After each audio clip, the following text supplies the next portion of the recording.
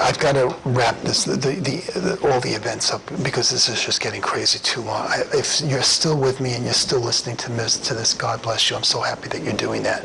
I want to talk about a couple of other things. On April 25th, I woke up and went to take a shower. I saw a yellow streak on my towel and realized that it was urine.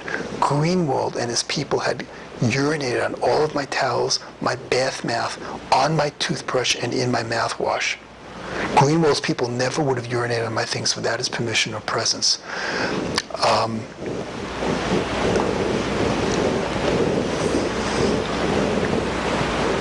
I'll just mention here that, Greenwald's a sociopath, and like most sociopaths, most of his psychological growth is stunted at a very early age, usually the age when they were traumatized psychologically, physically, or sexually. When you work with 3, 4, or 5-year-olds who have been severely traumatized, it's not unusual for them to regress to potty training when they're under a lot of stress. And start expressing the anger and rage and they express their anger and rage by urinating and deprecating on things. Seeing grown men like Greenwald regress to that toilet training period of development is tragic, yet not atypical.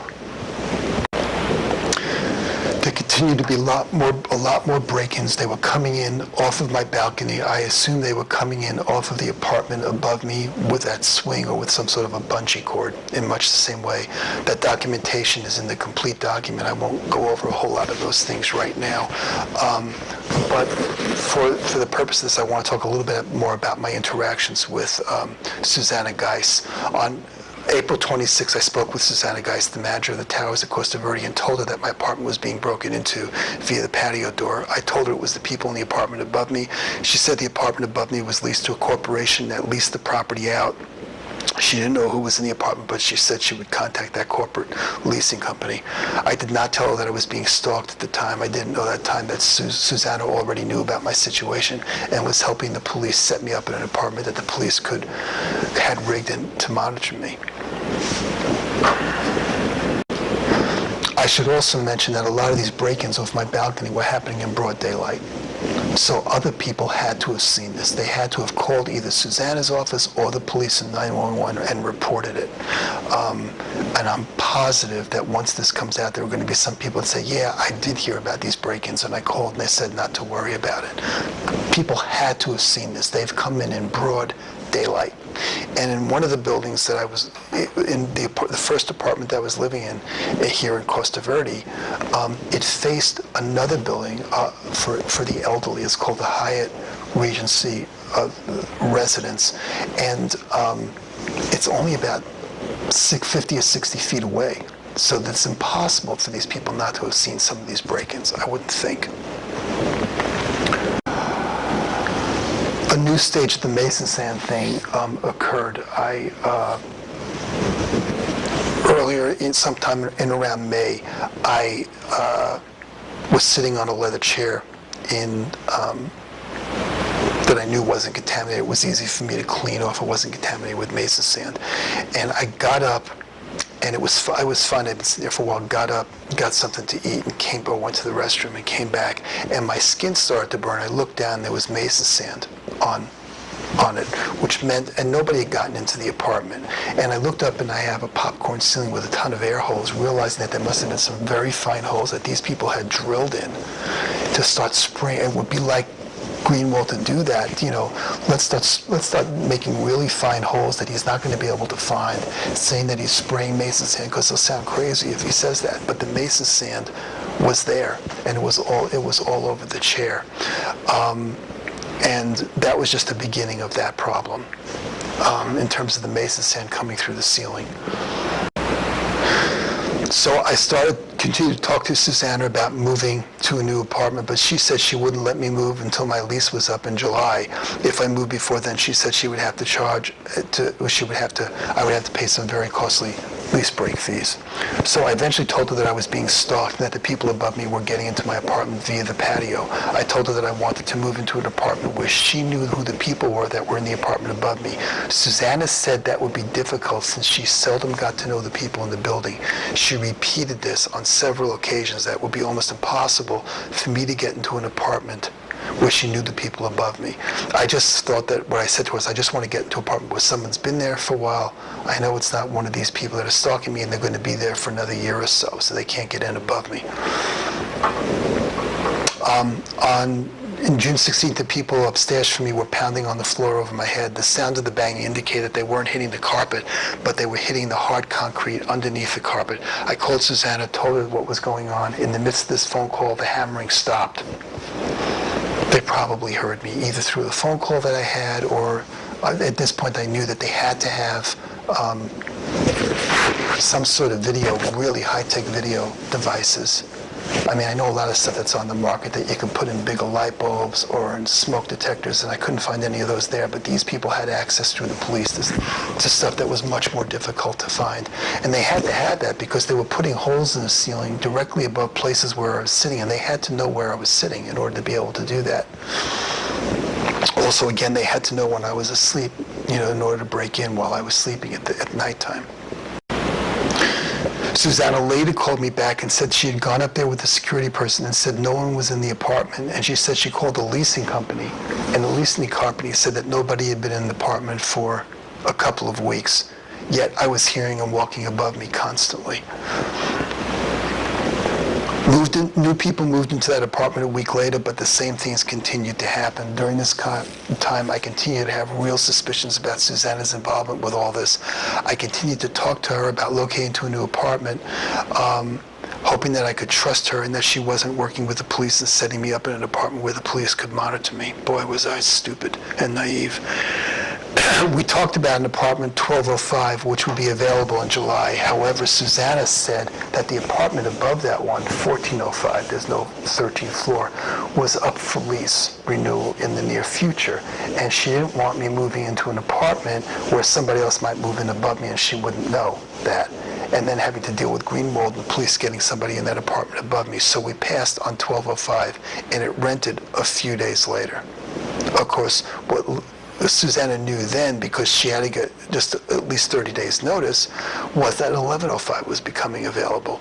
So that did become available. Susanna said she had just found out about it, but she had to have known about it for at least a couple of weeks.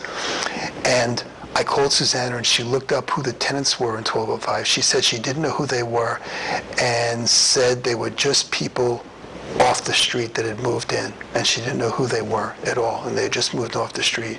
She said the likelihood that we could find an available apartment again underneath an apartment where she knew the people was almost impossible. But she assured me that it would be impossible for anyone to get in there without her knowledge. She assured me I would be safe in 1105, and these were just people off the street, and we had this conversation on several occasions. But she knew that 1105 was going to be available way before then. She successfully didn't allow me to get into 1205, which probably would have been completely safe, and got me into 1105 while she got Greenwald's people into 1205. I moved into 1105 on July 7th. As soon as I walked in there before my stuff came in, and as soon as I walked on the rugs, my feet began to burn. I knew then, beyond any shadow of a doubt, that Susan had lied through her teeth to me and set me up. I called her up and told her about the mason sand.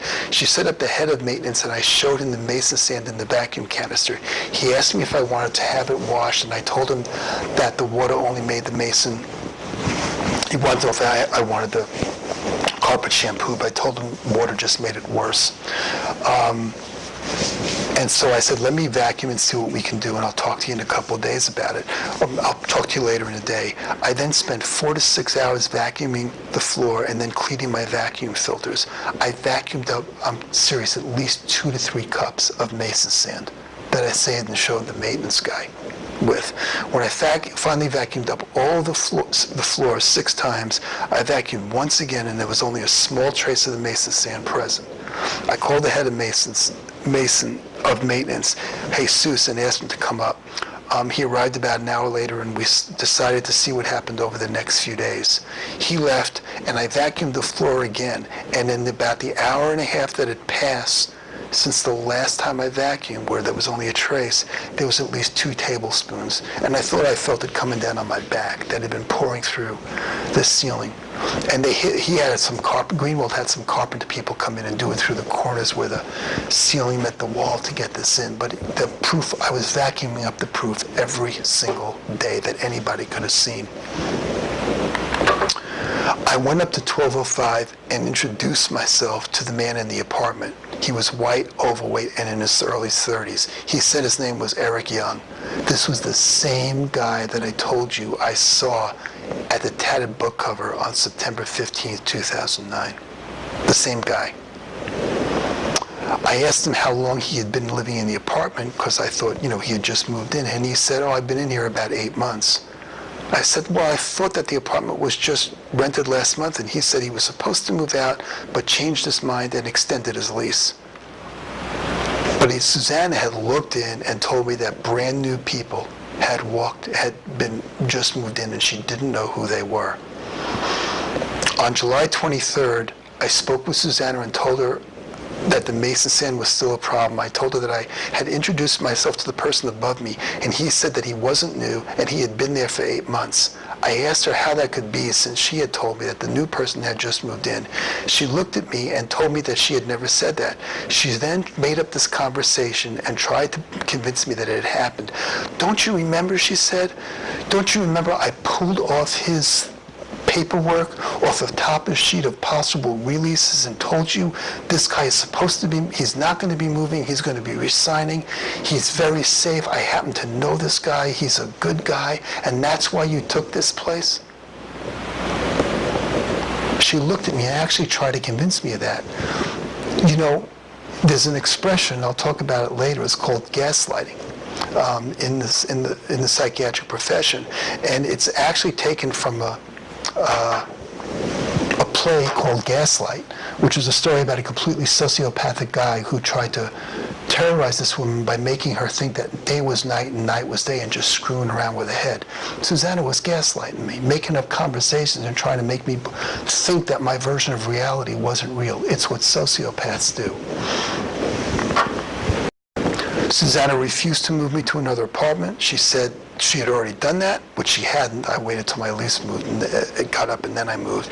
And she said she wasn't going to move me again. She knew this guy. He was a good guy. She'd vouch for him. And if I didn't like it, she'd find a way of getting me out of my lease and I could move out of the apartment complex. Most of the everyday people that got caught up in these events at hotels, UPS stores, car rentals, many of these people, cleaning people, they knew eventually that there was something wrong. The police were involved in doing something that wasn't right. And they extricated themselves out of the situation. But not Susanna. I mean, none of the terrorizing and torture that I have been subjected to since I moved into Costa Verde Towers could have ever happened without Susanna's involvement. If by some miracle charges are ever brought against the San Diego Police Department in regards to any crimes they or Greenwald have committed against me or will commit against me, Susanna should be indicted as well and seen as embedding in those crimes. Although Costa Verde Village East Corporation is at fault here, Susanna has taken personal action that cannot be excused by her being an employee of this corporation. A month or so later, I called Susanna to talk to her. She wasn't there, but she called me back. I told her that the situation in my apartment was intolerable, that the mason sand was torture. I said she can come up and I could show her the mason sand anytime she wanted to see it. She again refused to move me to another apartment and again reiterated that she would let me out of my lease without charging me if we wanted to. As we were talking, I could hear that she had me on speakerphone. And I said to her, I asked her, do you have me on? Is there anybody else there listening? And she said no. And I said, I certainly hope that you would respect my right to privacy, giggling, knowing that she doesn't give a damn about my right to privacy. I hung up my phone and immediately went downstairs.